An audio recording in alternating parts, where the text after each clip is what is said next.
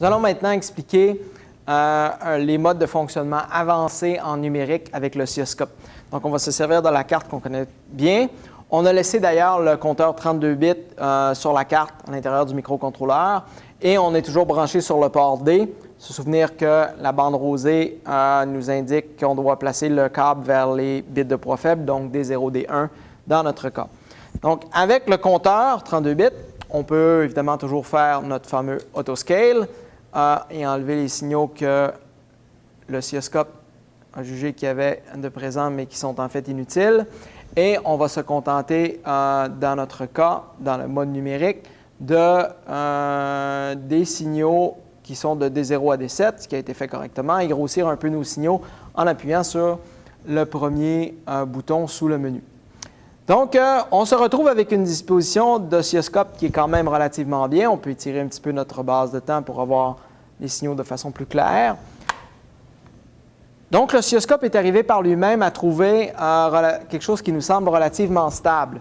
Par contre, pour les fins de notre discussion, si on voulait régler par nous-mêmes le déclenchement, on viendrait dans la section Trigger, toujours, dans le mode Edge, et on pourrait déclencher toujours sur un front montant, mais utiliser le signal D7 pour déclencher. Et là, en fait, on voit que les signaux sont bel et bien stables. On a déclenché avec un signal qui est approprié. Qu'est-ce qui serait arrivé si on avait déclenché avec le signal D0, par exemple? Notre écran, soudainement, devient très instable. En fait, les signaux de D1 à D7 semblent équivalents et il n'y a seulement que D0 qui est très stable. Qu'est-ce qui s'est passé? C'est que le signal D0 change très rapidement. C'est le signal le plus rapide, en fait, des 8 signaux. Et la transition de 0 à 1 se produit donc très fréquemment. L'oscilloscope se fait dire de déclencher très rapidement et il va donc échantillonner les autres signaux de D1 à D7 très fréquemment, à des moments où ils sont parfois à 1, parfois à 0, donc très instables. Et les signaux de D1 à D7 ont finalement beaucoup de difficultés à suivre le rythme de rafraîchissement de l'écran imposé par le déclenchement de l'oscilloscope. Alors, c'est pourquoi c'était en fait beaucoup plus stable lorsqu'on utilisait le signal D7, qui lui est beaucoup plus lent. Donc, on effectue des balayages plus longs. La période d'affichage de l'écran est réglée avec le déclenchement pour être plus longue. Et les autres signaux, à ce moment-là, à l'écran, eux n'ont pas de problème à être échantillonnés plus souvent pour un même balayage de l'affichage et deviennent très stables à l'écran. Donc, ici, on a donc ajusté le déclenchement en mode numérique. Il faut se souvenir ici qu'on a des ondes périodiques, donc c'est notre compteur 32 bits, donc il incrémente toujours et lorsqu'il est rendu au bout du compteur, il recommence à 0. Donc, on est dans en fait un peu les mêmes conditions qu'on avait dans le mode analogique. On va ici changer de carte.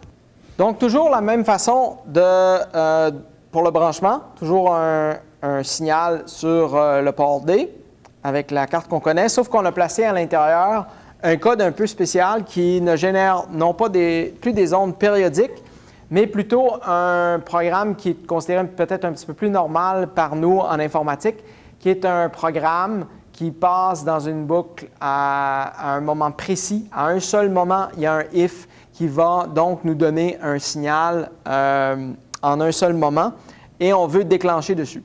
Alors, qu'est-ce qu'il faut faire? Là, on n'a pas de signal périodique, donc on veut que notre oscilloscope se fasse dire d'arrêter ses acquisitions et de faire un seul déclenchement à un seul moment précis dans le déroulement du programme.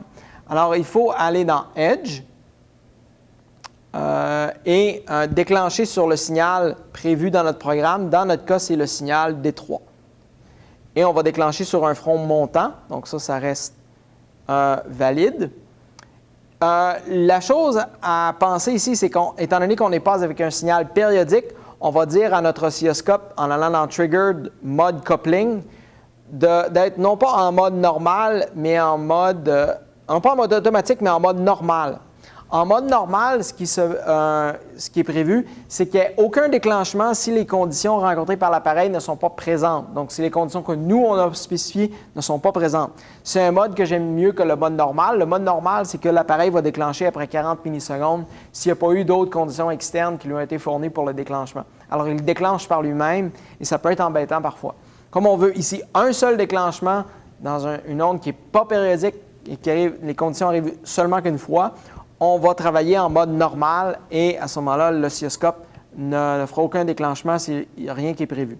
On va aussi aller dans les contrôles Run Control et on va se placer en mode single, c'est-à-dire qu'à ce moment-là, l'oscilloscope est en position de déclenchement, mais comme il ne rencontre pas les conditions, il attend. Et on va peser sur le bouton Reset de notre carte. Ce faisant, avec le bouton Reset après 2 secondes, le programme, parce qu'on l'a placé dedans, va passer sur D3 de 0 à 1. Et on va même voir qu'il y a de l'activité aussi sur D2. Et dans Run Control, l'activité est en mode arrêt, c'est-à-dire que l'écran est figé. On a passé par un seul point dans notre programme et c'était le moment de déclenchement qu'on a bien prévu. Donc, on va ici se replacer en mode single. On va régler notre base de temps pour être approprié, pour essayer d'avoir une période plus longue d'acquisition du signal. On va rappuyer sur Reset de notre carte mère et on va voir apparaître maintenant une portion plus longue des signaux. Donc, on s'est servi du point D3 pour faire le déclenchement. Donc, le passage de 0 à 1, c'est fait. Ça a été affiché en plein milieu de l'écran. Mais on s'aperçoit que le signal D2, juste en dessous, a fait des transitions autour du point de déclenchement. Et c'est ce qu'on voulait observer d'ailleurs.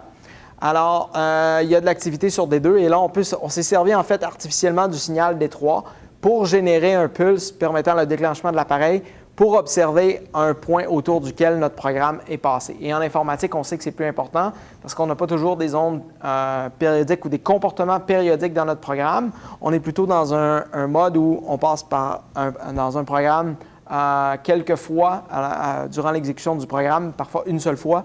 Et dans ce cas-ci, on s'est donc servi de ce point-là pour déboguer les signaux tels qu'ils apparaissaient autour du point d'intérêt. Donc, notre programme s'est arrêté. On est toujours dans le Run Control en mode rouge, en mode stop, pour figer l'écran parce que c'est la seule acquisition, le seul déclenchement qu'il y a eu par l'appareil pour nous présenter les signaux.